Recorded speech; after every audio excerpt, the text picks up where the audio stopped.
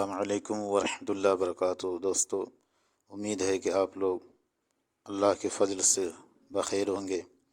نعت علی شریف، آج کی یہ ویڈیو نعت علی شریف کے متعلق ہے۔ نعت علی شریف قضائے حاجات، حل المشکلات میں مشہور مقبول ہے۔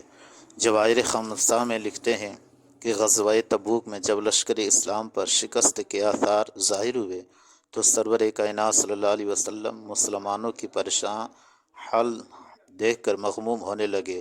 اس وقت حضرت جبرائیل علیہ السلام یہ کلمات یعنی نعت علی شریف لے کر آئے اور سید عالم صلی اللہ علیہ وسلم نے انہیں پڑھا۔